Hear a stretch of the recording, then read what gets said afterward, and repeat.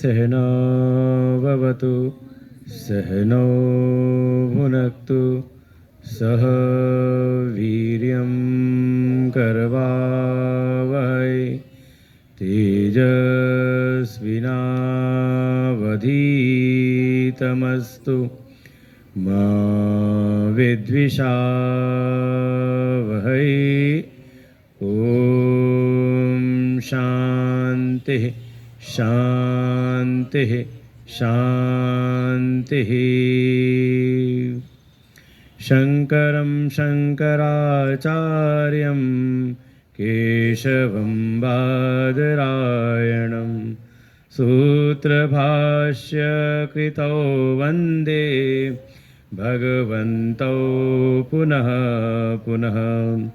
ईश्वरो गुरुरात्मेति मूर्तिभेदविभागिने व्योमवद्व्याप्तदेहाय दक्षिणामूर्तये नमः। सदाशिवसमारम्भां शङ्कराचार्यमध्यमाम् अस्मदाचार्यपर्यन्तां वन्दे गुरुपरम्परां। श्रुतिस्मृतिपुराणानाम् आलयं करुणालयं नमामि भगवत्पादं शङ्करं लोकशङ्करम्। नारायणं पद्मभवं वसिष्ठं शक्तिं च तत्पुत्रपराशरं च व्यासं शुकं गौडपदं महान्तं गोविन्दयोगीन्द्रमथास्य शिष्यं श्रीशङ्कराचार्यमथास्य पद्मपादं च हस्तामलकं च शिष्यं तं तोटकं वातिककारमन्यान् अस्मद्गुरुन् सन्ततमानतोऽस्मि।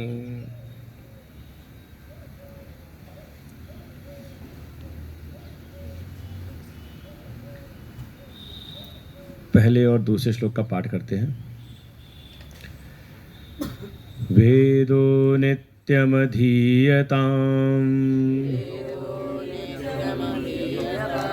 तदुदितं कर्म सनुष्ठीयताम्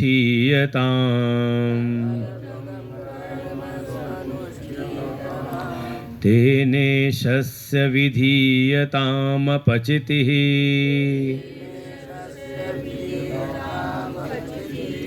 कामे मते त्यज्यताम् पापौघपरिधूयतां भवसुखे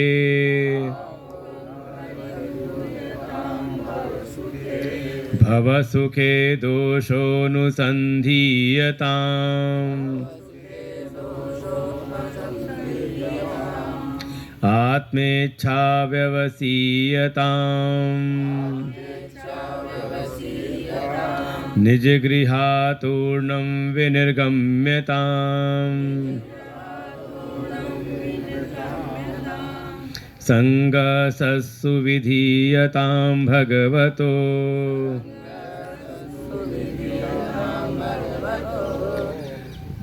भगवतो भक्तिर्दृणाधीयताम्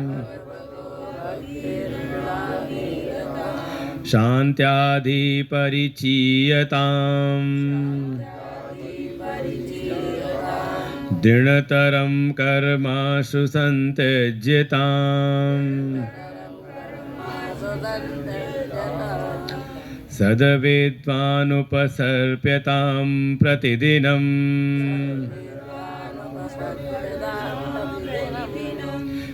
सद्विद्वानुपसर्प्यतां प्रतिदिनम्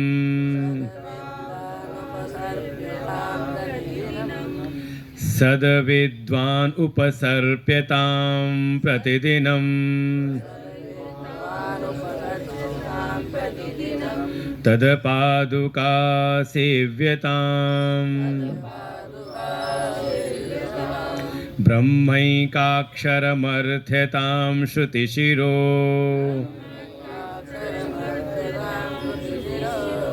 वाक्यं समाकर्ण्यताम् वाक्यं समाकर्ण्यताम्।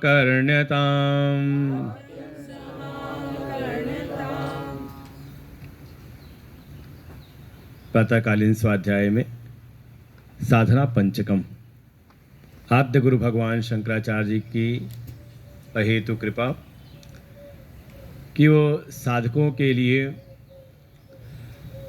जो भी अनेकों शास्त्रों में वेद, उपनिषद, गीता, भागवत आदि पुराणों में जो साधकों के लिए साधन बताए गए हैं, उन सब साधनों को उन्होंने एक ही जगह पर एकत्रित कर लिया सूत्र के रूप में, जिससे कि जो साधक है, जो साधना के मार्ग में लगा हुआ है, वो कथाओं को श्रवण करे, अपने दैनिक जीवनचर्या में जो भी उसके साधन है उनको करता रहे, और साथ ही अगर इन 5 श्लोकों का नित्य अगर चिंतन करे, स्मरण कर ले, पाठ भी कर ले, तो उसको कम से कम एक बात का तो पता चल जाएगा कि हाँ, हमारी साधना ठीक प्रकार से हो रही कि नहीं हो रही, हमारे जीवन में जो साधना के आयाम हैं वो ठीक चल रहे कि नहीं चल रहे।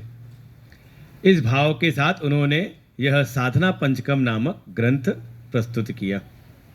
बड़ी अच्छी बात एक महात्मा जी ने सुनाई, मुझे भी अच्छा लगा कि एक बार कहीं पर, आज आया तो माता जी बता रही थी यहाँ पे रामलीला भी होती थी, होती है, हाँ होती है कुछ विघ्न रहे लेकिन होती है रामलीला यहाँ पर, और अच्छा आयोजन होता है। तो एक समय ऐसा रहा कि यहाँ रामलीला का आयोजन हो रहा था, कोई रामलीला देखने के लिए कोई दर्शक कोई, वो एक दिन उसको खबर मिली तो वो समय से पहले आया, तो समय से पहले पहुँच गया, आधा घंटा पहले पहुँच गया, और संभवतः रात में ही होती रामलीला। तो उसको लगा अभी तो समय है, और रामलीला जब देखने आते थे अब तो पता नहीं, लेकिन पहले जो है अपना बिछाने ओढ़ने का सब लेकर के आते, ठंड का समय हो जाता है, हल्की हल्की ठंडक, क्योंकि हम भी बचपन में जब जाते थे कभी रामलीला देखने के लिए, तो वहाँ देखते थे लोग नीचे बिछाने के लिए भी लाते थे और साथ में ओढ़ने के लिए भी लाते थे, और कई बार तो ऐसा होता था कि जो छोटे छोटे बच्चे होते तो सो जाते थे तो उसको लगा अभी तो आधा घंटा है, क्यों ना मैं सो लेता हूँ, क्योंकि रात भर देखना है रामलीला, तो देखेंगे। वो आकर के सो गया, और संजोग ऐसा कि उसकी नींद खुली नहीं, रामलीला का मंचन हुआ और रामलीला उस दिन की पूरी हुई। जब पूरी हुई सब जाने लगे तो किसी ने उसको उठा दिया, अरे कहाँ सो रहा है, चल। उसने देखा ऐसा रामलीला हो गई और फिर चल दिया। तात्पर्य कहने का केवल ये है कि आया था रामलीला वो नाटक देखने के लिए, आ गया समय से पहले, लेकिन आकर के सो गया। पूरा नाटक हुआ, रामलीला हुई, और फिर उठा और चल दिया। तो क्या समझ में आया इस बात से? कहानी इतनी थी, क्या समझ में आया इससे? कहीं ऐसी स्थिति हमारे साथ तो नहीं हो रही कि हम भी आ रहे हैं इस संसार में? तो ये हम सुनते हैं बार बार महापुरुषों के मुख से कि ये जो सारा जगत है, संसार है, क्या है? का एक नाटक के समान है।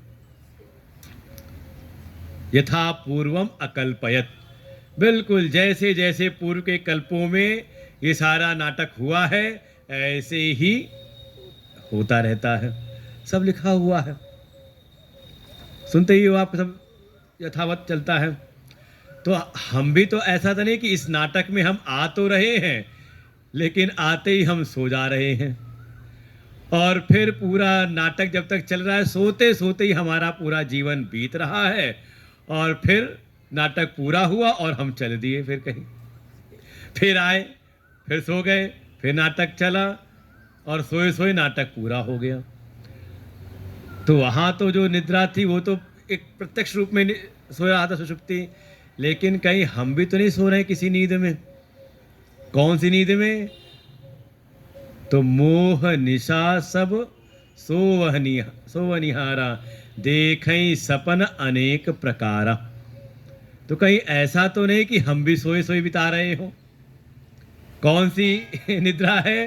कहा मोह निशा, मोह रूपी रात्रि में हम सोए पड़े, अज्ञान रूपी निद्रा में हम सोए पड़े हैं, और पूरा जीवन, हमारा जीवन का ये नाटक ऐसे ही बीत जाता है, और फिर एक दिन आज फिर उठे और हम चले गए, फिर आए, फिर पूरा जीवन बीता, फिर सब हुआ ऐसे ही, सोए सोए चला और फिर बीत गया।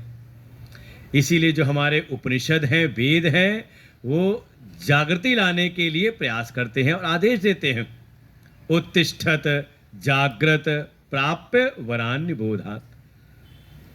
और यही कहा, इसलिए ये नहीं कहा पहले कि, कहते जागृत पहले जग जाओ, भाई दुनिया में तो यही होता है, पहले कोई जगता है फिर उठता है कि नहीं? वहां क्या कहा? उत्तिष्ठत, उठ जाओ, तो उठ गए। कहा अब थोड़ा जाग जाओ, जागृति कैसी? कहा ज्ञान रूपी जागृति लेकर के आओ, अज्ञान की निद्रा में मत सोए पड़े रहो, और इस ज्ञान में जगने के लिए उपाय एक ही है। कहा किसी महापुरुष के, कोई सिद्ध पुरुष की शरण में जा करके उनसे ज्ञान की प्राप्ति करो। अपने इस जीवन को सोए सोए मत बिताओ, बल्कि इस जीवन को सार्थक करो। और इसी भाव के साथ में ही जो हमारे आद्य गुरु भगवान शंकराचार्य जी हैं, वो भी इन 5 श्लोकों में, देखिए यहाँ पर क्रियाएं बताई गई हैं। अब इन क्रियाओं को हम अपने लिए मान लें कि हाँ ये हमको बताया जा रहा है, तो काम सार्थक। ये नहीं कहीं पे आया कि कहीं पे कि किसको कह रहे हैं मैं करूं या तुम करो, सीधे सीधे यहाँ पर कह देते हैं सारा जो है कर्म बताए गए हैं, साधन, कर्ता का यहाँ व्याख्यान नहीं है।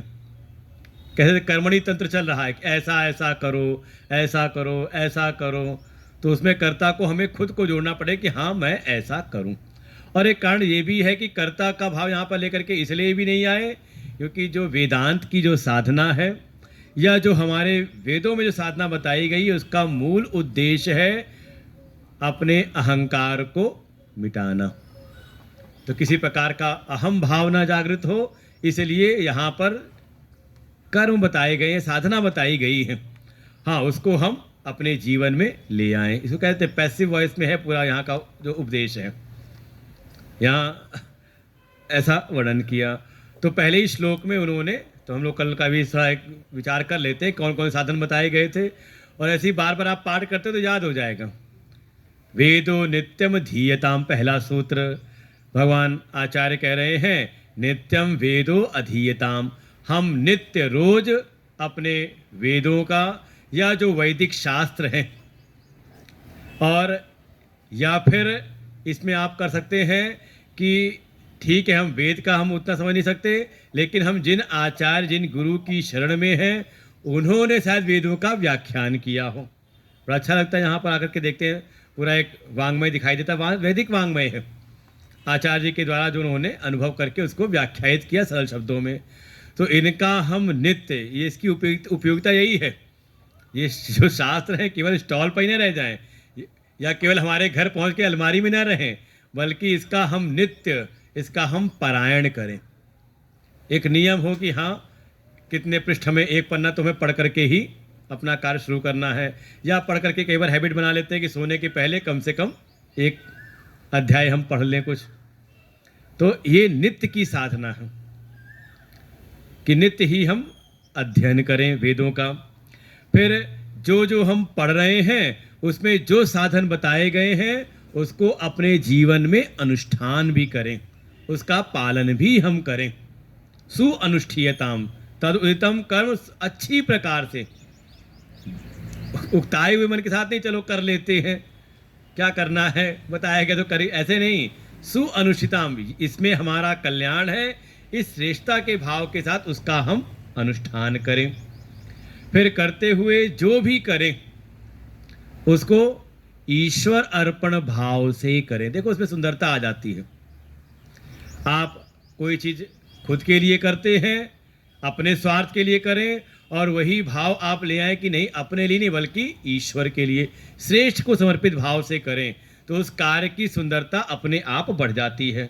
तो तेने शस्य विधीयताम अपचिति, अपचिति अर्थात जो भी हमारे श्रद्धेय हैं, श्रद्धा से युक्त होकर के उनके लिए इस कर्म को अर्पण कर दें। देखो बहुत सुंदर है कि हम चाहे तो अपने माता पिता के लिए जो करना है, अपने स्वार्थ के लिए नहीं कि हमारी अपनी भी जिंदगी, आजकल का बड़ा एक ये महावाक्य हो गया है नए जमाने के बच्चों का कि हाँ हमारी अपनी भी लाइफ है, हम जैसी मर्जी वैसे जिएंगे।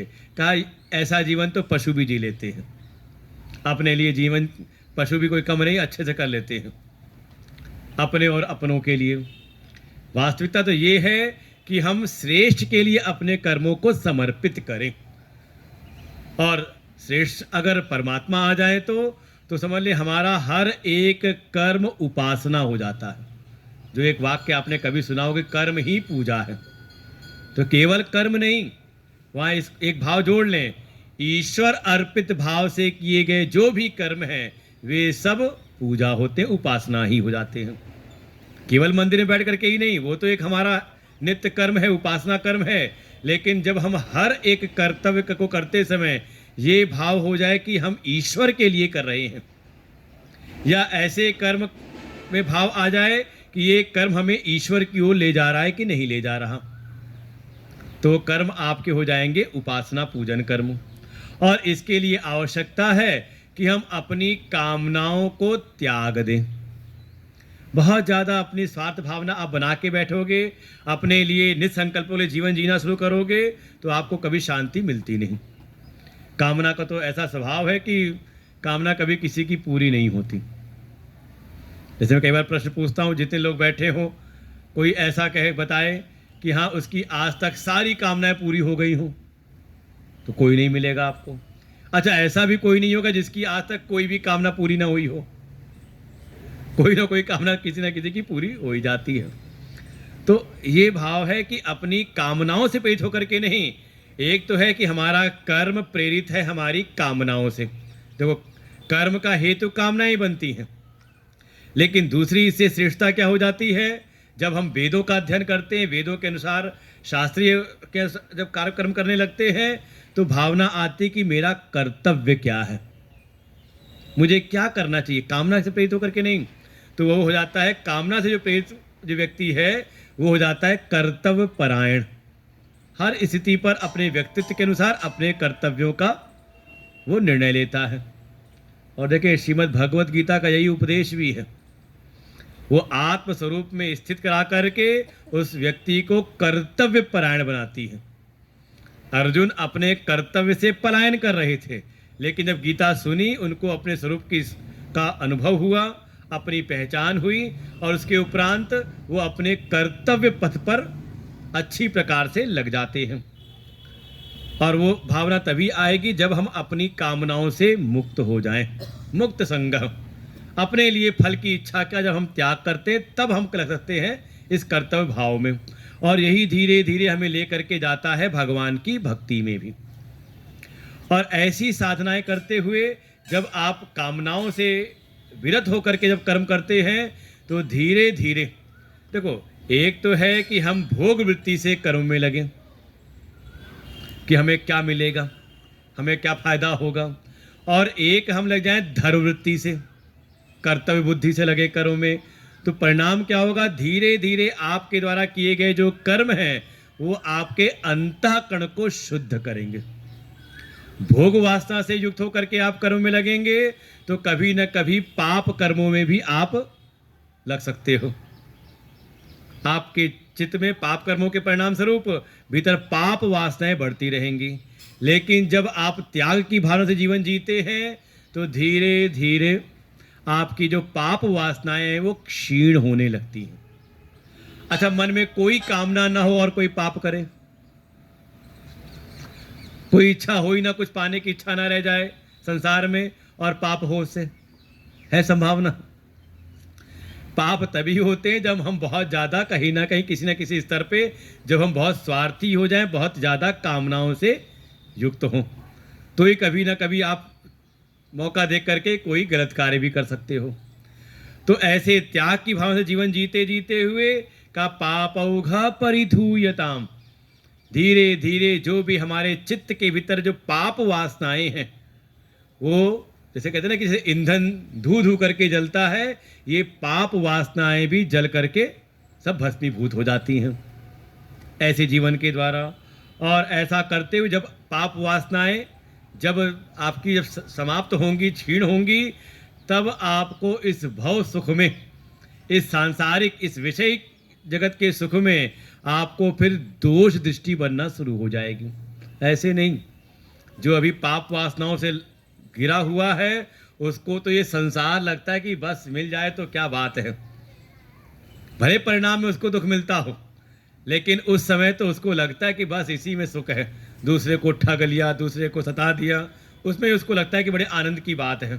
कहा भव सुखे दोषोनुसंधीयताम, शुद्ध अंतःकरण में ही ऐसा विवेक जागृत होता है कि हमें इस भव सुख में, इस विषयी जगत के सुख में हमें दोष दृष्टि बनने लगती है कि वास्तव में ये भोगों को हम नहीं भोग रहे, बल्कि धीरे धीरे ये भोग हमें ही भोग रहे हैं। भाई संसार के विषय समाप्त नहीं हो रहे, बल्कि इन विषयों को भोगने की जो सामर्थ्य है वो हमारी क्षीण हो रही है। भोगे न भुक्ता वयमेव भुक्ता, कि हमने भोगों को नहीं भोगा बल्कि इन भोगों ने हमें भोग डाला है। तब ये जाकर के कहीं ना कहीं दोष दृष्टि इस संसार के विषयों में आती है। लेकिन सुख की चाह तो है ना भीतर, भाई इस सुख की चाह से प्रेरित होकर हम विषय जगत में गए, विषयों से सुख पाने की इच्छा बनी। लेकिन जब अंतःकरण की शुद्धि हुई, संसार के विषयों के उस अनित्य सुख को हमने जान लिया कि इसमें नित्य सुख नहीं है, तो इच्छा तो है ना भीतर नित्य सुख की प्राप्ति हो, सुख की आत्यंतिक प्राप्ति हो, दुखों से आत्यंतिक छुटकारा मिल जाए। तो कैसे हो, कैसे मिलेगा? कहा जो स्वयं में नित्य है, और वो नित्य तत्व को क्या है? कहा अपनी आत्मा। आत्मा ही नित्य है, तद व्यतिरिक्तम सर्वम अनित्यम। आत्मा के अतिरिक्त जो कुछ भी है संसार में जगत में, सबका सब अनित्य है, और उससे मिलने वाला सुख भी अनित्य होगा। तो मन के इधर भाव क्या आया कि चलो अब आत्मा को ही मैं जानूं, आत्मा की प्राप्ति करूं, आत्म सुख की मैं प्राप्ति करूं।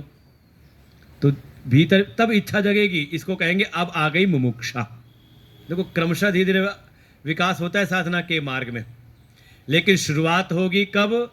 जब आप अपने शास्त्रों का अध्ययन प्रारंभ करेंगे, आप श्रवण करेंगे अपने शास्त्रों का, तो धीरे धीरे जो आप विषयी जगत में जीवन जी रहे थे, धीरे धीरे आपको विषयों से फिर वितृष्णा होगी और आपका अंतःकरण शुद्ध होगा, और शुद्ध अंतःकरण में ही संसार के विषयी जगत के सुखों में दोष दृष्टि बनेगी और आत्मा की इच्छा उत्पन्न होगी, मोक्ष की इच्छा, मुमुक्षा प्रकट होगी। और जब आत्म इच्छा भीतर प्रकट हो जाए तो, और कहा आत्म इच्छा व्यवसीयताम, इस आत्मा को आत्म अनुसंधान में थोड़ा हमारी लगन लग जाए। अब लगता है कि हाँ, जो सुबह सत्संग में आ जाते हैं तो लगता है कि जरूर इनमें ये भावना यहाँ तक ये आराम से पहुँच गए। आत्म इच्छा मतलब आत्म तत्व की जहाँ पर चर्चा हो, ठीक है थोड़ा कठिन है, लेकिन इसमें भी आने की हमारे भीतर एक प्रेरणा आ जाए, और ऐसा हो जाए तो निज गृहा तूर्णम विनिर्गम्यताम। अगर आत्म इच्छा है तो फिर आप अपने कम से कम कुछ नहीं तो सुबह सुबह घर को त्यागने की इच्छा तो बन जाए ना। और सबसे बड़ी इच्छा होती है बिस्तर को त्यागने की। जहाँ आपको बहुत जहां भी जिसको भी आपने सुख का संसाधन माना है, और सुख का संसाधन हमने माना, तो उसमें हम करते हैं विश्राम, अर्थात परिस्थितियों में विश्राम। सांसारिक परिस्थितियां जो हमने बना रखी हैं, उनमें जो हम विश्राम ढूंढ रहे हैं, उसका हमें करना है त्याग। निज गृहात् तूर्णम विनिर्गम्यताम। अब हो सकता है कोई किराए के मकान में रह रहा हो, लेकिन किराए के मकान में भी कहीं ना कहीं एक तादाद में हो जाता है, छोड़ के जाना हो, लेकिन फिर भी लगता है कि बस यही मेरा अपना घर है। उस घर में आते ही और ये कहते हैं कि आपको बाहर कहीं पर भी किसी और के यहाँ चले जाओ, बढ़िया आपको 5 स्टार होटल में व्यवस्था कर दी जाए आपको रहने की।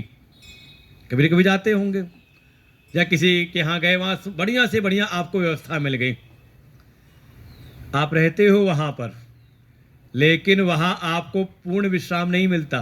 कहाँ मिलता है? का अपने घर में आके टूटी चारपाई भी हो ना, तो उस पर आकर के जब सोते हैं, लेटते हैं, तो लगता है कि पायो परम विश्राम, है कि नहीं? अर्थात जहाँ पे आपका एक ममत्व भाव है। क्या कहें, अभी गुरुदेव आए थे आश्रम में, तो ऐसे ही कह रहे भक्तों के यहाँ रहना पड़ता है ना, वहाँ तो कहो ठीक है 7 दिन रहना है तो समय व्यतीत होता है, लेकिन परम विश्राम तो मिलता है अपने आश्रम में आकर के ही। कहीं ना कहीं जहाँ पर एक अपनत्व बन गया है हमारा, किसमें? का आत्मा से अतिरिक्त किसी भी चीज में जहां भी आपने ममत्व बना लिया है, उस ममता का त्याग छोड़ना तो पड़ता है। उसमें जो एक आसक्ति, एक जो अटैचमेंट है, तो केवल बाहर के ही घर में ही नहीं, एक घर हमने ये भी बना लिया है, ये भी घर ही है। और गीता जी में आएगा, उपनिषदों में आएगा, पुरम एकादश द्वारम, भागवत जी में आता है, एक आख्यान है चतुर्थ स्कंद में, पुरंजनोपाख्यान, उसका पूरा तात्पर्य रहस्य ही है। एक पुरंजन है, वो आकर के उसको 9 द्वारों वाला एक नगर मिल जाता है, महल मिल जाता है, आकर के उसमें रहने लगता है, और वहाँ उसको एक स्त्री मिल गई जिसको अपने बारे में कुछ पता नहीं, नाम रख दिया उसका पुरंजनी। कौन है? का बुद्धि, अज्ञान से युक्त बुद्धि, और बुद्धि जैसा बताती वैसा वो करता है। तो बिल्कुल यही स्थिति है। ये भी 9 द्वारों वाला एक आपको मिला हुआ है मकान, जिसमें 7 द्वार ऊपर हैं, 2 आंखें, 2 कान, 2 नासिका, 1 मुख, और 2 नीचे की ओर हैं, जन्नेन्द्रिय और मलद्वार। तो ये भी कहीं ना कहीं ये शरीर जो है, ये आत्मा का घर ही है, जीव आत्मा का। ये इसे कहा गया भोगायतन। ये जो जीव है, अपनी अनंत की यात्रा में अपने कर्मों का फल भोगने के लिए इस शरीर रूपी आयतन में आकर के रहता है।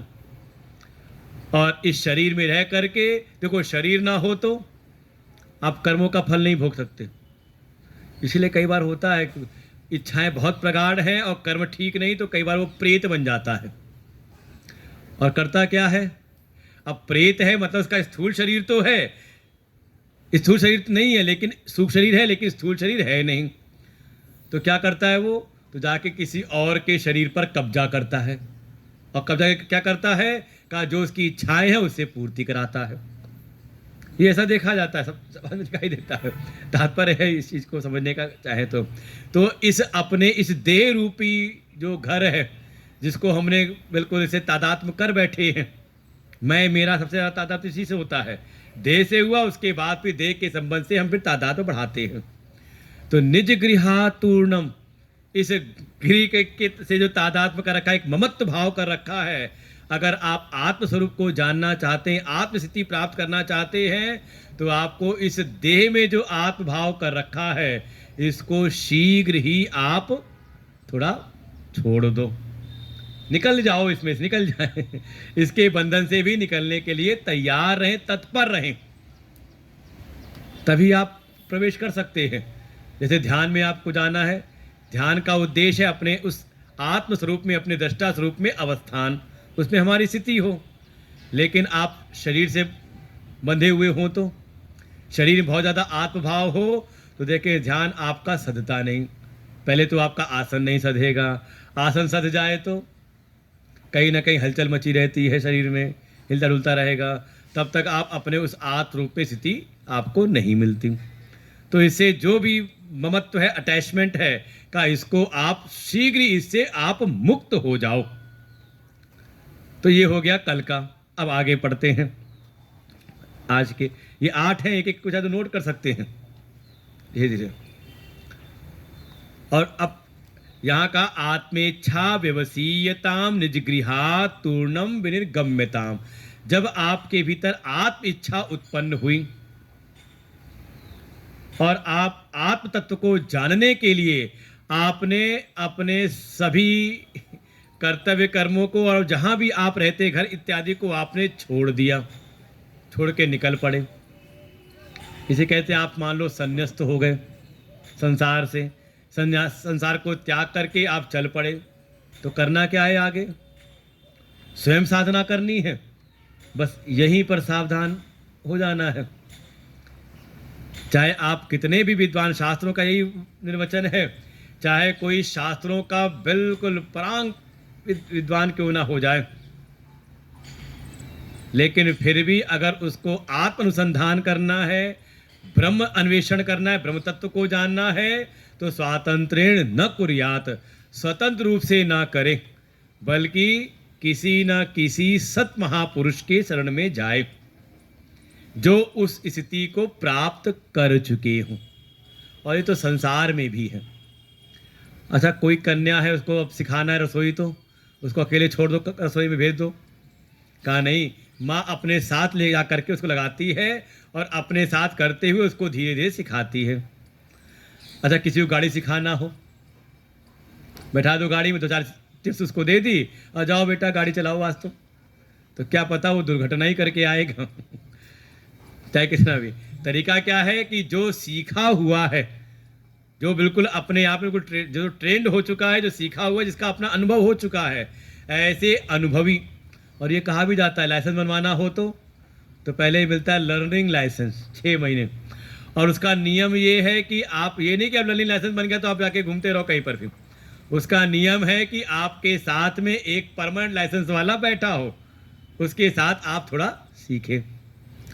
पहले होता था बैल वैल या किसी जो होते हैं टांगे होंगे वाले, घोड़े को सिखाते हो, घोड़े को सिखाते हो तो एक सीखा हुआ जो घोड़ा लेके चला रहा है पीछे बांध देते हैं, तो साथ में धीरे धीरे उसके निकालते हैं।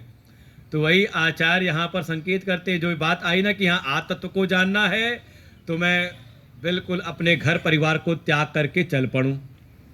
तो क्या करूँ? अपने आप साधना करूँ? तो कहा नहीं। और एक कथाओं में विस्तार से वर्णन है। एक प्रसंग आता है भागवत जी में, भरत जी का। 5 पुत्र हैं, चक्रवर्ती सम्राट हैं। एक समय वैराग्य उत्पन्न हुआ तो अपने बच्चों को, अपने बड़े बेटे सुमति को राजसत्ता सौंपी और फिर चल पड़ते हैं जंगल में वानप्रस्थ होकर के, और वहाँ जाके साधना करने लगे। कोई वर्णन नहीं है किसी गुरु की शरण में गए हों, वर्णन यही आता है कि वो अपना साधना में लग गए और वहीं पर एक दिन घटना हुई, एक हिरण के बच्चे की उन्होंने रक्षा की। प्राण रक्षा की अच्छी बात है, लेकिन उसको ले आए और उसकी सेवा करते करते उसी में हो गए आसक्त, और इतनी आसक्ति हुई कि मरते समय उसी का स्मरण बना रहा। और अंतकाले यामती सा गतिर, जैसा स्मरण वैसा उनका फिर अगला उनका जन्म, और फिर उनको अगला जन्म मिलता है हिरण का। क्योंकि ये मन क्या है कि मन स्वतंत्र रूप से जब रहता है तो कहीं ना कहीं आसक्त हो जाता है। आप यहाँ तो आपने छोड़ त्याग किया, घर परिवार का, संसार का आपने त्याग किया और आप चले गए जंगल में, तो कहीं ऐसा ना हो वहाँ जाकर के आप कहीं नई चीज़ में आसक्त हो जाओ। और ये कई बार आश्रमों में भी देखा जाता है, हम लोग खुद देखते हैं अपने आश्रमों में। कई बार कोई आ जाए, घर छोड़ के अपना आके रहता है, उसको जो कक्ष दे दिया जाए, जो व्यवस्था दे दी जाए, तो कई बार उसी में इतना अटैच हो जाता है। अच्छा, उसका पता कब चलता है? कहा जब उनका ट्रांसफ़र किया जाए, कि उनको बदली की जाए, तो उसमें कहते वो उनको फिर अच्छा लगता नहीं, उनको कहता नहीं मैं इतने साल से यहाँ रह रहे हैं, क्या हो गया? ऐसा ना हो जाए इसलिए आवश्यकता क्या है? तो आचार्य अब आगे कहते हैं, जब घर का त्याग करो तो जाओ कहाँ पर? का संग सत्सु विधीयताम। जो सत पुरुष हैं, जो सत महापुरुष हैं, उनका तुम संग करो, उनके संग में जाओ। स्वतंत्र रूप से नहीं, साधना स्वतंत्र रूप से नहीं करनी है, बल्कि जो सत्य में प्रतिष्ठित है, सत्सु अर्थात सत्य में ही जो स्थित हैं, ऐसे जो महापुरुष हैं, ऐसे जो संत हैं, उनका संग करो। कहने का तात्पर्य ये है कि जीवन में सत्संग की अनिवार्यता है। हमें अपने भीतर की पाप वासनाओं को मिटाना है, दुर्वासनाओं को मिटाना है, तो उसका उपाय यही है कि हम श्रेष्ठ का संग करें। देखो, संग का फर्क तो पड़ता है जीवन में, अनेकों अनेकों कथाएं हैं, कहानियां हैं। आप जैसा संग करते हो वैसे ही आपको रंग लगता है, और जैसा रंग हो वैसे ही आपके जीवन जीने का ढंग हो जाता है। ये संग का प्रभाव है। आप सत्संग में आओगे तो अपने आप आपका जो दुस्संग है वो अपने आप छूट जाएगा, और ये साधना के लिए बहुत अनिवार्य है। और भक्ति के मार्ग में जैसा अगला ही है, भगवतो भक्ति दृढ़धीयताम, भगवान की दृढ़ भक्ति करें। तो दृढ़ भक्ति करने के लिए पहला ही नियम क्या है? दुसंगा सर्वथा एव त्याज्य। ये भक्ति सूत्र में आता है, भक्ति सूत्र में, कि दुसंग का सर्वथा हम त्याग करें। ये एक भावना लेकर के ना आए कि हम रहते तो हैं सबके बीच में, लेकिन बिल्कुल वैसे जैसे कीचड़ में कमल। ये केवल मिथ्या धारणा है। आप जिस संग में रह रहे हो उसका प्रभाव आपके मन मस्तिष्क पर पड़ता ही पड़ता है। प्रभाव दिखाई देता है आप जैसे संग में रहो। आप सांसारिक लोगों के, अरे कुछ ना हो, आप राजनीतिक व्यक्ति के संग में रहना शुरू कर दो, धीरे धीरे आपके मन में गणनाएं चलने लगेंगी, कहाँ किसके कितने वोट है, कहाँ क्या है, कौन जीत रहा है, कौन हार रहा है, सब चीज़ें अपने आप। क्रिकेट प्रेमियों के बीच में रहने लग जाओ तो आपको दो चार टिप्स पता चल जाएंगी, अरे कौन खेल रहा है, कौन कहाँ कौन से देश का क्या हो रहा है, IPL हो रहा है कि 2020 हो रहा है कि क्या हो रहा है। और आप अगर सत्संगियों का संग में रह जाओ, लगने लग जाओ तो समझ ले फिर आप सत महापुरुष के संग में हैं, तो धीरे धीरे आपकी मनोवृत्तियां उसी रूप में ढलने लगती हैं, साधना की प्रेरणाएं मिलती हैं, फिर आप स्वतः ही लगने लगते हो कि चलो हम भी साधना में। और ये है, देख देख करके असर चढ़ता है भीतर। और संभावना ये भी है कि आपको सत महापुरुषों का संग सदैव नहीं मिलेगा। तो सत्संग कैसे करें? जैसे ये सत्संग हो रहा है तो 7 दिन है, इसके बाद सत्संग कैसे होगा? तो उन सत महापुरुषों के द्वारा जो रचित जो शास्त्र हैं, वांग्मय हैं का, उसका आप संग कर सकते हो। ये भी सत्संग है। अगर आप नित्य, वही पहली पंक्ति पहला ही सूत्र आ गया, वेदो नित्यम धीयताम, तो फिर उसका आप संग रहें। अच्छी श्रेष्ठ ग्रंथों के आप जब संग में रहोगे तो जब उसको खोल करके आप अध्ययन करोगे, पढ़ोगे, तो उससे आपको सत्संग की प्राप्ति हो जाएगी।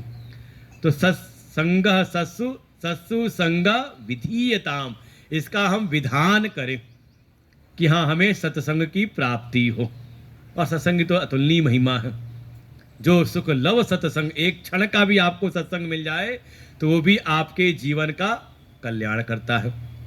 आधि पुनि आदि में भी आधी घड़ी आपको मिल जाए तो हर एक कोटि अपराध, वो हमारे जीवन का कल्याण करने वाला हो जाता है। और सत्संग के प्रभाव से ही भगवतो भक्ति दृढ़धीयताम। देखो, भक्ति की दृढ़ता, बिना भक्ति के तो भगवान द्रवित होते ही नहीं। ते बिनु द्रवहीन राम, बिना भक्ति के भगवान द्रवित होते नहीं, भगवत प्राप्ति होती नहीं। और भक्ति भी कैसी हो? दृढ़ भक्ति। और दृढ़ भक्ति मिलेगी कैसे? तो भक्ति का जो साधन है वो है सत्संग। 9 प्रकार की भक्ति में पहली भक्ति प्रथम भगति संतन कर संगा। देखो, आप जोड़ लो, इसलिए मैंने कहा ये सभी शास्त्रों का ये निचोड़ है। आप कथाएं सुनोगे, कथाओं के द्वारा जो आपको सूत्र मिलेंगे, यहाँ बिल्कुल आपको पॉइंट टू पॉइंट है। या आप चाहे तो पूरे 40 पॉइंट बना सकते हो हर श्लोक के। मैंने कहा हर श्लोक में कम से कम 4 पंक्तियों में 8 सूत्र हैं, मतलब आधी आधी पंक्ति में सूत्र दिए हुए हैं। तो आप लिख सकते हो कि हाँ पहले श्लोक में ये सूत्र है, इसमें ये सूत्र है, ऐसे करते हुए। और चार्ट बना के अपने घर में लगा लो, आज कहाँ क्या किया हमने, आज कौन से साधनाएं हमने जीवन में की। तो जो सभी कथाओं के सार में आप सुनते हो, तो देखो यहाँ सार में वहाँ आएगा 9 प्रकार की भक्ति। भगवान राम ने उपदेश किया किसको? माँ शबरी को। तो प्रथम भगति संतन कर संगा, दूसरति मम कथा प्रसंगा। तो दूसरी भक्ति क्या हो गई? कथा प्रसंग में सत्संग करना। तब ये भक्ति दृढ़ होती है। बिना सत्संग के भक्ति दृढ़ नहीं होती। भक्ति सुतंत सकल गुण खानी, बिनु सत्संग न पावहीं प्राणी। जो क्रम बना रखा है, इसीलिए पहला है संतों का संग अर्थात सत्संग। सत्संग से फिर हमारी भक्ति होती है दृढ़। अभी जो हम कर रहे हैं वो क्या है? वो उपासना कर रहे हैं। अगर हम पूछें भक्ति क्या है, क्या है भक्ति? भगवान को द्रव्य अर्पण करना, पुष्प अर्पण करना, उनकी पूजा करना का ये सब उपासना के अंतर्गत है। भक्ति कहते हैं, भक्ति एक परिणाम है। जो आप उपासना करते हो, जो भगवान की सेवा करते हो, करते हुए भगवान से आपका अपनापन हुआ कि नहीं, भगवान से परम प्रीति उत्पन्न हुई कि नहीं, इसका नाम है भक्ति। सातु अस्मिन् परम प्रेम रूपा अमृत स्वरूपा च। जब भक्ति का व्याख्यान करना होगा कि भक्ति क्या है, तो एक सातु अस्मिन् परम प्रेम रूपा, परमात्मा में परम प्रेम उत्पन्न हो जाने का नाम ही है भक्ति। ये है कि नहीं? जैसे आपका अपनापन संसार के व्यक्तियों में है, पारिवारिक सदस्यों में है, ऐसा ही आपका अपनापन भगवान से है कि नहीं? हम दुनिया की चिंता तो करते हैं, कहीं ये नाराज ना हो जाए, कहीं वो प्रसन्न हो रहा कि नहीं हो रहा, वो खुश है कि नहीं है। ऐसा कभी भाव नहीं आता कि भगवान हमारे कर्मों से खुश हैं कि नहीं, हम जैसा जीवन जी रहे हैं क्या परमात्मा इससे खुश होंगे, कहीं परमात्मा हमसे नाराज तो नहीं है भगवान। कभी भाव आता है कि नहीं? ये भाव नहीं आता। बस ये रहता है कि सुबह शाम जाके दिया बत्ती कर देनी है, कुछ वो डब्बा रखा हुआ, एक मुट्ठी इलायची दाना रखा है, मिर्ची रखी, भोग लगा देना है, घंटी बजा देनी है। इतने का क्या है कि हम उपासना में तो लगे हुए हैं, ये भाव भीतर आ जाए, इसको तब कहा हमारी भक्ति दृढ़ता को प्राप्त हो, दृढ़ भक्ति हो, एक दृढ़ भगवान से एक अनुराग हो कि हर क्षण, जैसे अभी हम संसार की चिंता करते थे, हमें ये चिंता हो कि हाँ भगवान हमसे प्रसन्न है कि नहीं। देखो जो भक्त है ना, उसके मन में हर समय यही भाव चलता है कि मैं जो कर रहा हूँ ये भगवान इससे प्रसन्न हो रहे कि नहीं हो रहे। आनुकूल संकल्प प्रतिकूल से वर्जनम, ऐसा भाव हो। इसी को आसान शब्द में कह दिया, जाही विधि मेरा साईं रीझे, सोई भेष धरूंगी। कि जो भगवान के अनुकूल है वो हम अपने जीवन में धारण करें, वैसा हमारा जीवन हो। और जो भगवान को प्रिय नहीं है, जो भगवान का प्रिय है, उसका हम करें त्याग। इसका नाम है दृढ़ भक्ति। तुम ऐसी दृढ़ भक्ति का, भगवान की दृढ़ भक्ति का हम अपने भीतर विधान करें, साधन करें अपने आप। और ऐसा करते हुए फिर आ गया, अब गिनती करते ना, 8 हो गए थे उधर पहले श्लोक में, तो यहाँ हो गए 10, अब आ गया 11वां सूत्र है, शांत्यादि परिचीयताम दृढ़तरम। तो भगवान की भक्ति करते हुए साथ साथ ये भी रहे कि हमारे भीतर शांति आदि गुण ये दृढ़ता से भीतर आ रहे कि नहीं आ रहे। मैं कल भी साथ मैंने कहा था, कल शाम को या सुबह एक प्रसंग में आया था, आपकी भक्ति की दृढ़ता की पहचान, भक्ति माने भगवान से परम प्रेम, भगवान पर दृढ़ विश्वास, उन्हीं में हमारा, देखो हमारे भीतर एक है मन और दूसरी है बुद्धि। मन क्या है कि मन प्रेमास्पद ढूंढता है, किससे हम प्रेम करें, किससे हम अपनापन करें। मन ढूंढता है आसक्ति का आश्रय, आधार, किसमें हमें हमारी रति हो, किसमें हमारी प्रीति हो। और बुद्धि जो साथ में है वो ढूंढती है आश्रय, हमारे रक्षक कौन हो, कौन हमारे जीवन का आश्रय बन सकते हैं। ये दो चीजें हैं, ये दोनों भगवान में अर्पित हो जाए। ये जो मन है ये भगवान से आसक्त हो, भगवान से प्रीति हो जाए। इसलिए कहा सबकै ममता ताग बटोरी, मम पद मनई बांध बर डोरी। जो आपने ममता, अटैचमेंट, आसक्ति संसार में की है वो हो जाए किसमें, भगवान में, परम प्रीति। और वो तब होगी जब भगवान को आप अपना आश्रय समझोगे कि वास्तव में वही हमारे रक्षक हैं। तुम रक्षक काहू को डरना, केवल पाठ में नहीं बल्कि भीतर दृढ़ता से हो जाए।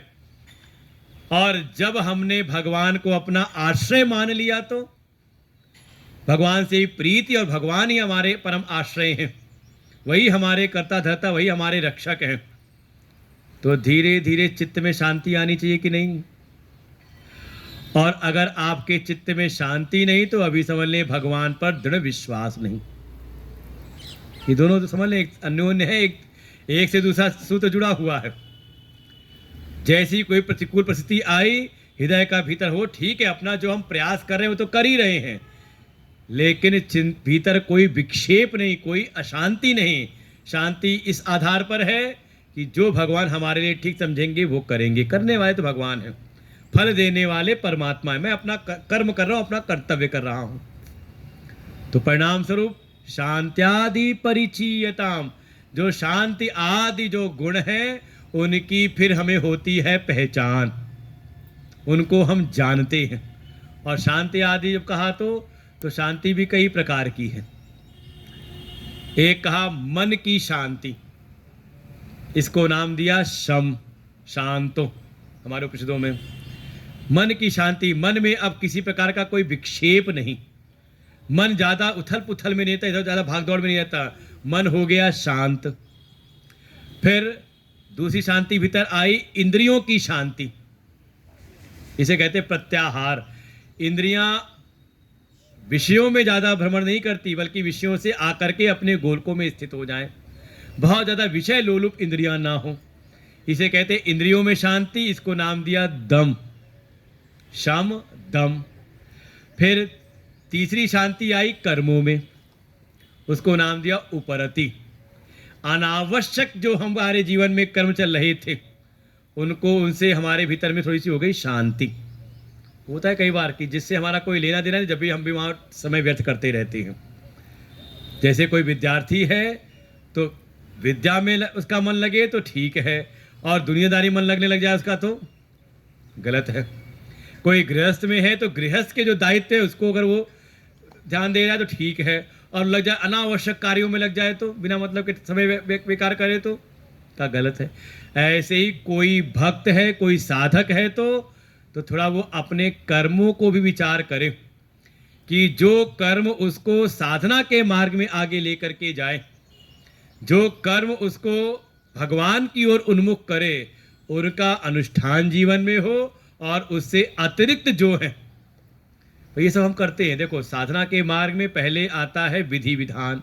जैसे मान लो भोजन भी है, भोजन में क्या है कि क्या खाना है क्या नहीं खाना है। एक दृष्टांत के रूप में समझें इस बात को कि क्या जो सात्विक आहार है वो हमें लेना है, और जो सात्विक नहीं है, जो तामसिक राजसिक है, उनका हमें करना है परहेज। और देखो जीवन के हर जगह पे है ये, केवल साधना के मार्ग में नहीं। कोई अगर खिलाड़ी है तो कोई जो बड़े खिलाड़ी हैं, सबका जीवन इन सब चीज़ों में आता है, एकदम वो बड़ा नियंत्रित रहता है उनका भोजन आदि। तो पहले तो हमने विधि विधान देखा कि क्या विधि निषेध देखा कि क्या उपयोगी है और क्या हमें उपयोग नहीं करना है। लेकिन धीरे धीरे जब साधना में आगे बढ़े तो जो विधेय है, जो खाने योग्य है, उसमें भी सिलेक्टिव होना पड़ता है कि कितना खाना है कितना नहीं खाना है कि नहीं। पहले तो क्वालिटी देखी कि गुणवत्ता देखी, और फिर उसके बाद जब आगे बढ़े तो फिर क्वांटिटी पर भी ध्यान देना है, मात्रा का भी। अनावश्यक नहीं मिला और हमने जरूरत के हिसाब से। महापुरुषों ने कहा जीने के लिए खाओ, खाने के लिए मत जियो। तो क्या हुआ, जैसे हमने भोजन को देखा ऐसे ही अपने समस्त कर्मों को भी हम विचार करें, थोड़े हल्के होते जाएं। जबरदस्ती का कई बार वो लायबिलिटी इकट्ठी करते चले जाते हैं, बिना मतलब सबको आश्वासन देते चले जाते हैं, और वो जीवन का उनके बोझ बन जाता है। इसे कहा कर्मों में शांति। ये हो जाए तो 3 हो गए, शम दम उपरति तितिक्षा। ये समझ लो ये षट संपत्तियां हैं जो आपने सुनी होगी वेदांत में, विवेक वैराग और समाधि षट संपत्ति। तो षट संपत्तियां क्या है? शांति ही एक प्रकार से है। मन में शांति आई तो शम, इंद्रियां शांत में शांति आई तो दम, कर्मों में शांति आई तो उपरति। तितिक्षा थोड़ा ये अनुकूलता प्रतिकूलता को सहन करने की सामर्थ्य आ जाए, ठंडी गर्मी को, सुख दुख को, इसको हम थोड़ा अर्थात हम थोड़े सहिष्णु हो जाएं। जरा सा मौसम बदला, हाय हाय करने लग गए। साधक की स्थिति ऐसी नहीं होती। जो भी है ठीक है, कोई अकेले मेरे लिए थोड़ी ना हो रही, सबके लिए ऐसा है। तो उसकी मन की उसमें हो जाती शांति। इन परिस्थितियों में शांति आ जाए। फिर अगला आया श्रद्धा। श्रद्धा, ये बुद्धि में शांति आ जाए। बुद्धि में क्या है कि एक प्रमाण भावना रहती है, हम किसकी बात माने। और कई बार लोग दुनिया भर के विचार लेकर के आते हैं, हमने ऐसा सुना है, हमने ऐसा कहा है, प्रश्न लेकर के आते हैं हम लोग पास में। तो मेरा पहले ही प्रश्न होता है, आपने कहाँ पढ़ा, कहाँ सुना। ये कई बार जो वहाँ प्रश्न करते हैं, पूछता हूँ ये बात। कोई कहते हैं ना, हमने ऐसी कथा सुनी, इसका क्या तात्पर्य है, हमने ऐसा देखा या हमने ऐसा सुना। तो मैं पूछता हूँ, कौन से ग्रंथ में, कौन से शास्त्र में। तात्पर्य क्या है कि हमारी जो बुद्धि है उसमें शांति है, वो एकाग्र है। कहाँ पर? शास्त्र प्रमाण पर। अगर हमारे किसी वैदिक शास्त्र में ऐसी बात कही है तो हमारे लिए विचारणीय है, वो हमारे लिए अनुकरणीय है। और अगर शास्त्र में वर्णन नहीं, किसी ने कह दिया तो ठीक है, उसकी अपनी मर्जी है, कह रहा कहते रहे। भाई हमारे यहाँ आज़ादी मिली हुई है बोलने की, सभी को अभिव्यक्ति की आज़ादी, तो लोग उसका दुरुपयोग भी खूब अच्छा कर, सदुपयोग तो नहीं करते, वो उसका दुरुपयोग ही करते हैं, जो मन में आए सो बोल देते हैं। तो उससे हमें क्या कर मतलब है? हमारा तो मतलब ये है भाई, हम किसी भी नदी नाले जाके स्नान नहीं करते। किसमें स्नान करते हैं? कोई गंगोत्री से निकली हुई कोई है, गंगा जी हैं, यमुनोत्री जिसका एक सोर्स है, उसमें यमुनोत्री से निकली है यमुना जी, तो उसमें स्नान करते हैं, उससे अपने भीतर पवित्रता का अनुभव होता है। तो ऐसे ही अगर कोई विचार है, कोई ज्ञान है, तो शास्त्र सम्मत है कि नहीं, आचार्य सम्मत है कि नहीं है, इसका नाम है श्रद्धा।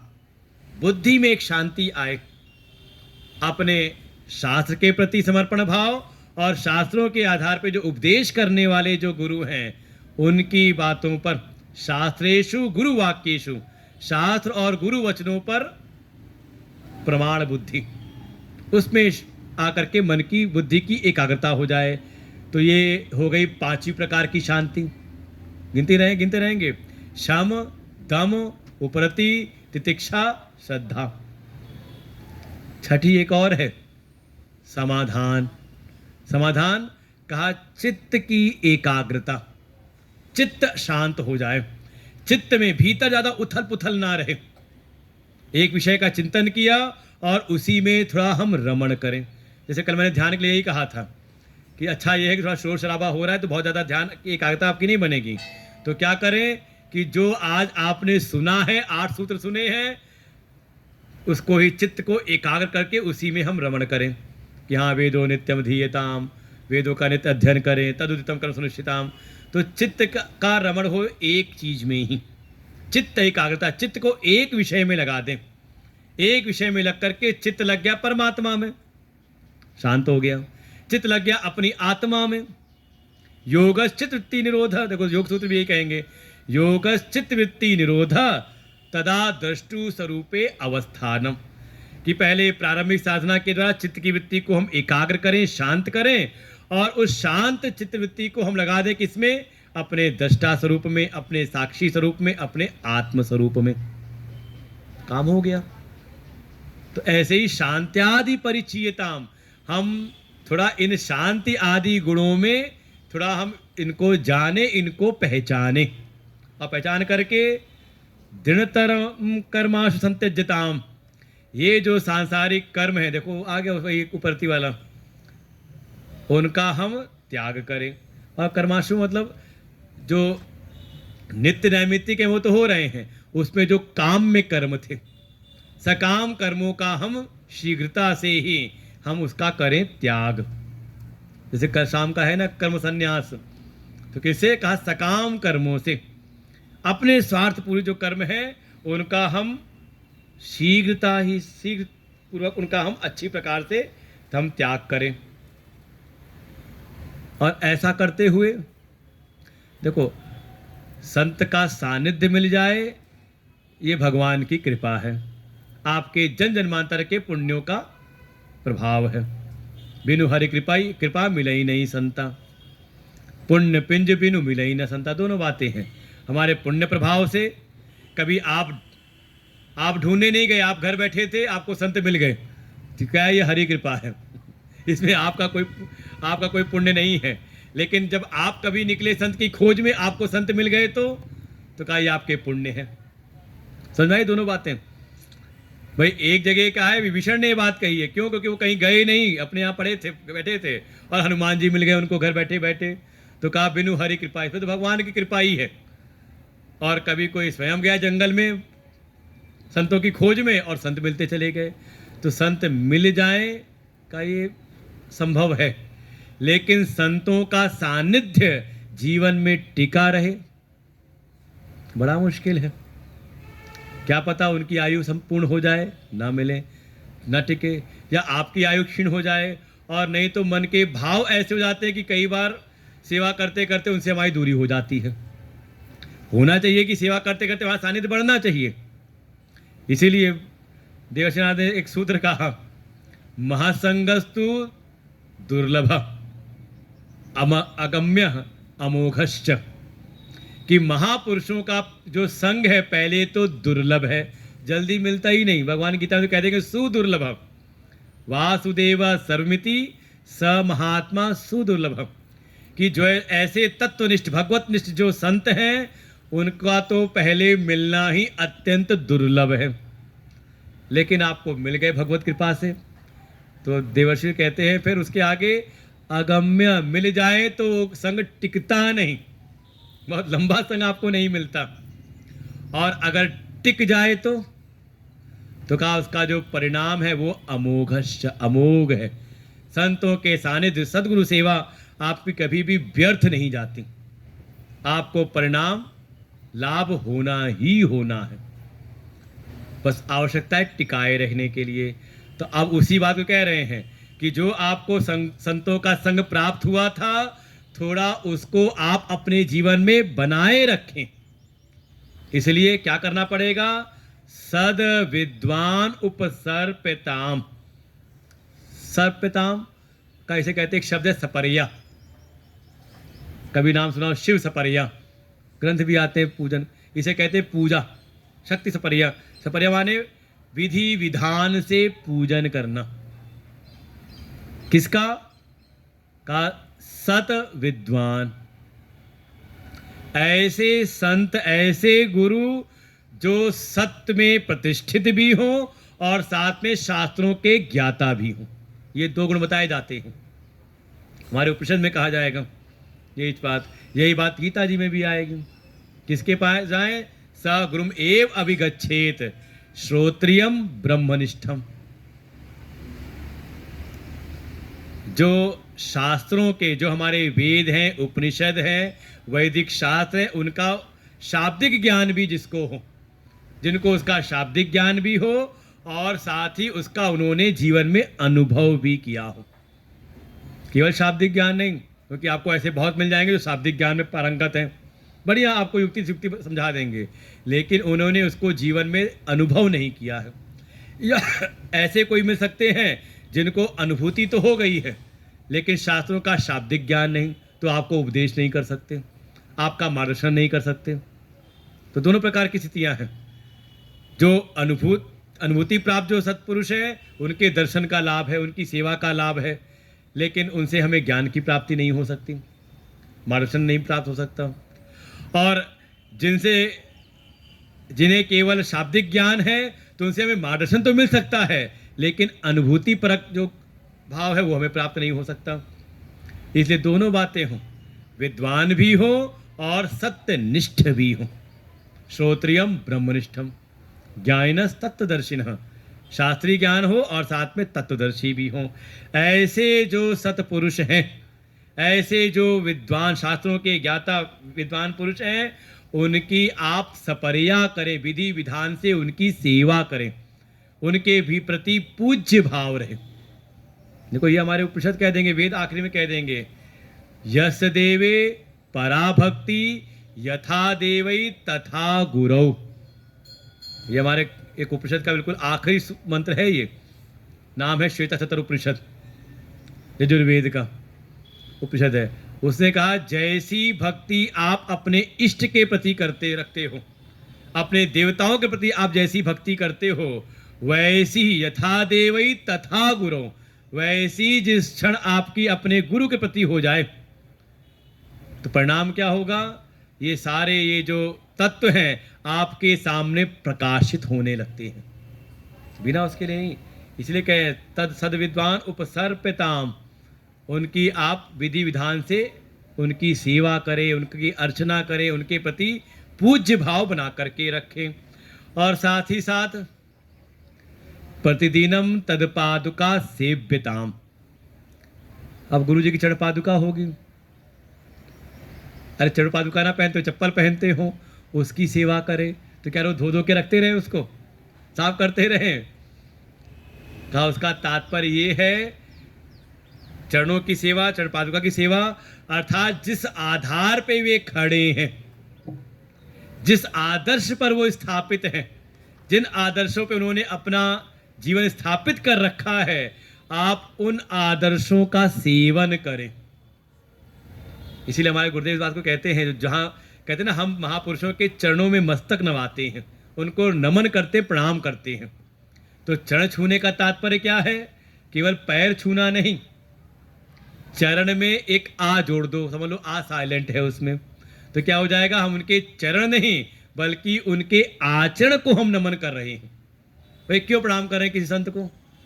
उनके त्याग, उनके ज्ञान, उनके संयम, उनकी साधना, तो क्या ये उनके, अगर वो उनके उपदेश में तो हो लेकिन उनके आचरण में ना हो तो आप खुद ही किनारा कर लोगे।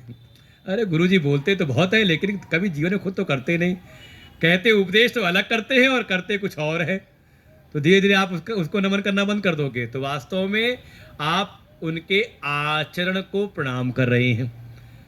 और चरण पादुका की सेवा अर्थात जिस आदर्श और जिस आधार पर वे स्वयं अपने को स्थापित किए हुए हैं, उनको हम अपने जीवन में धारण करें, उन आदर्शों का सेवन करें, उन आदर्शों को अपने जीवन में पालन करें, उनका अनुशीलन करें। तो इसलिए तद पादुका प्रतिदिनम, रोज करने, ओकेशनली नहीं है।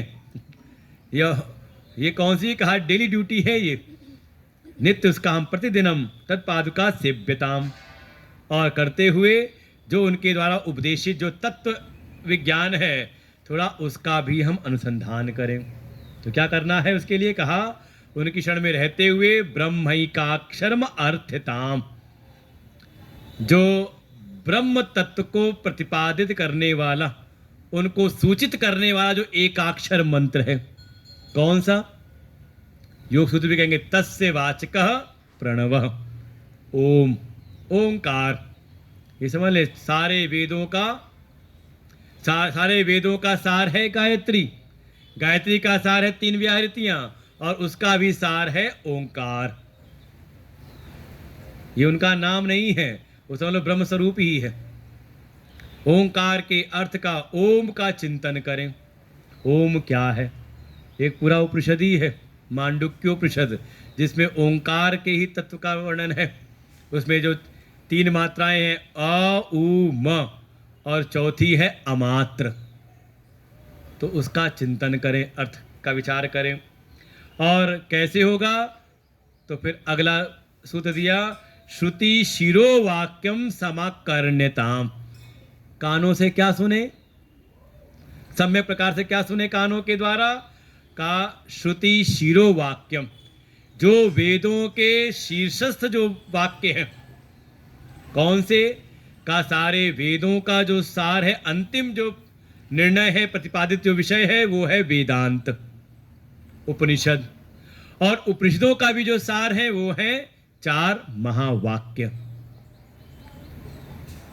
प्रज्ञानम ब्रह्म, तत्त्वमसि, अहम ब्रह्मास्मि, अयम आत्मा ब्रह्म। इन 4 महावाक्यों का हम पद पदार्थ का श्रवण करें। इसमें जो पद हैं उन पदों का वाच्यार्थ क्या है और साथ ही उनका लक्ष्यार्थ क्या है, इसका हम थोड़ा श्रवण करें। ऐसा ये फिर 8 सूत्र आज के भी हो गए। संग सस्व विधीयताम, जब हम आत्म इच्छा भीतर लेकर के पीछे से जोड़ के रखें था वहाँ पे आत्म इच्छा व्यवसीयताम निजगृहात् तूर्णम निगम्यताम, कि जब आत्म इच्छा के लिए हम घर का त्याग कर रहे हैं तो कहाँ जाएं, कहाँ सत्संग में। घर का त्याग करके कहीं और बैठ गए तो जाके चले गए राजनीतिक अड्डे पर तो वहाँ चर्चा कुछ और शुरू हो जाएगी। कहाँ पर, सत्संग में आए, संतों के संग में, और वहाँ रहते हुए अपनी भक्ति को दृढ़ करें, अपने प्रेम को, अब भगवान के चरणों में अपनी प्रीति को दृढ़ करें। कैसे होगा, तो कहा 6 प्रकार की शांतियां हैं। शांति आदि गुणों को शम दम उपरति तितिक्षा श्रद्धा समाधान, इनको हम इनकी पहचान करें और इसको पहचान करके थोड़ा और अच्छे से दृढ़ता की ओर लेके जाएं। थोड़ा सकाम कर्मों का त्याग करें, शीघ्र अतिशीघ्र, आशु सब जुड़ा है, आशु कर्म संत्यज्यताम, सकाम कर्मों का शीघ्रता से त्याग कर दें। फिर थोड़ा हमें बल मिले साधना में, प्रेरणा हम निरंतर मिलती रहे, इसके लिए ऐसे जो आदर्श महापुरुष हैं उनकी हम निरंतर उनकी हम सेवा में लगे। देखो आप सेवा करते रहो तो आपको प्रेरणा रोज प्राप्त होती रहेगी, और उनके जीवन में जो प्रतिष्ठित है उसको हम अपने जीवन में प्रतिष्ठित करें, तत्पादुका सेव्यताम। और साथ ही थोड़ा ब्रह्म अक्षर की हम चिंतन करें, उसका ब्रह्म ओम अक्षर का, उसके अर्थ को जान करके उसका ही हम ध्यान करें, चिंतन करें। और जो वेदांत के महावाक्य हैं, शिरोवाक्य श्रेष्ठ वाक्य हैं, उनका भी अनुसंधान। और देखो ये ध्यान की ओर प्रवेश करा रहे हैं धीरे धीरे। इसके बाद फिर अगला श्लोक है, उसको हम लोग कल सुनते हैं और जुड़ा हुआ है इसी से। तो कोशिश करें अब 10 मिनट कम से कम आंख बंद करके जो सुना हुआ है इसी का चिंतन सबसे बढ़िया है। इसको कहते हैं निधिध्यासन, कि जो हमने श्रवण किया, युक्ति युक्त मनन किया, अब उसी का हम करें निधिध्यासन। तो कमर सीधी करके आंख बंद करके बैठे।